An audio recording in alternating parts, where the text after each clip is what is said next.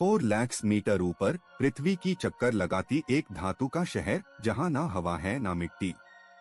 ISS यानी international space station हर 90 minute में पूरी धरती का एक चक्कर लगाता है। आप सोच सकते ही है वहाँ लोग कैसे रहते ही खाते और सोती है जब नीचे सब कुछ वैक्यूम की अंदर कैद है। ISS का तापमान किसी भी समय -150 से +120 डिग्री सेल्सियस तक बदल सकता है, इसीलिए उसका थर्मल कंट्रोल सिस्टम हर सेकंड एडजस्ट होता रहता है। ये प्योर एल्यूमिनियम और माइक्रोमीटिओरॉइड शील्ड से ही बना हुआ एक घर है, जहां हर इंच क्रिटिकल इंजीनियरिंग से डिजाइन किया गया। दोस्तों, यही है मशीनरी जो जिंदगी और मौत के बीच फर्क रखती है। आपको जानना चाहिए, स्टेशन 1998 में लॉन्च किया गया था और अभी तक लगभग 420 टन भरी हो चुका है। इसे असेंबल करने के लिए दुनिया भर की लोग ने मिलकर काम किया। रशिया, अमेरिका, जापान और यूरोप ने अपने मॉड्यूल्स भेजे। ये एक इंटरनेशनल पार्टनरशिप का मिसाल है जो अंतर स्पेस में भी राजनीति से ऊपर उठती है। स्टेशन में हवा खत्म नहीं होती क्योंकि ऑक्सीजन और कार्बन डाइऑक्साइड को रिसाइकल करने का सिस्टम बना हुआ है। आप सोचिए, हर सांस जो एस्ट्रोनॉट लेता है वो पहले ही इनहेल की गई हवा से ही बनी नई हवा होती है। इलेक्ट्रोलाइसिस यूनिट पानी से ऑक्सीजन निकलता है और कार्बन डाइऑक्साइड स्क्रबर्स उससे बैलेंस में रखते हैं। पानी जब स्पेस में होता है तो हर बूंद कीमती होती है। वेस्ट वाटर, पसीना और सांस से ही निकला मॉइस्चर भी क्लीन करके रीयूज किया जाता है, जिसे 90% पानी बचता है। दोस्तों, ये सिस्टम दिखता है कैसे ही इंजीनियरिंग और सर्वाइवल एक साथ चले सकते ही हैं। स्टेशन की सोलर पैनल्स 2500 स्क्वायर मीटर से भी बड़े हैं, जिससे 120 किलोवाट तक एनर्जी मिलती है।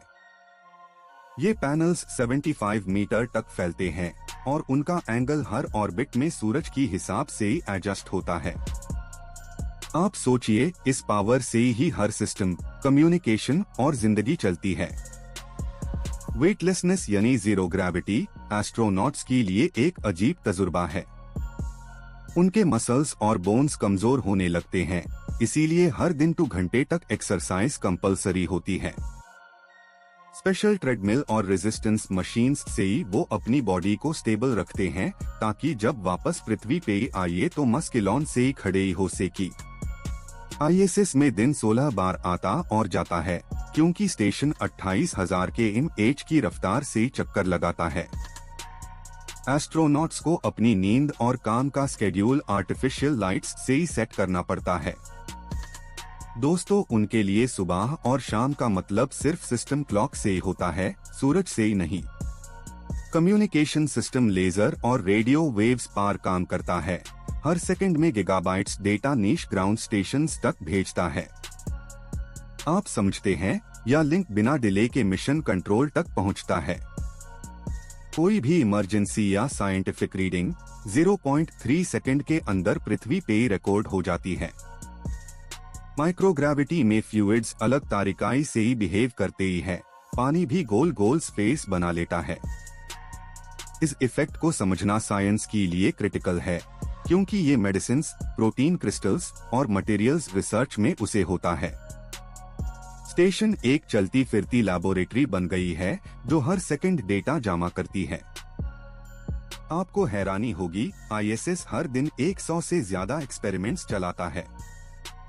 इसमें रेडिएशन से लेकर कॉम्बशन तक सब कुछ टेस्ट होता है। दोस्तों, ये परीक्षण हमें बताते हैं कि लाइफ डीप स्पेस में कैसे टिक सकती है।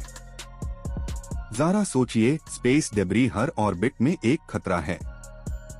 सिर्फ 1 सेंटीमीटर का पार्टिकल भी 7 किलोमीटर की स्पीड से टकराकर स्टेशन को छेड़ सकता है।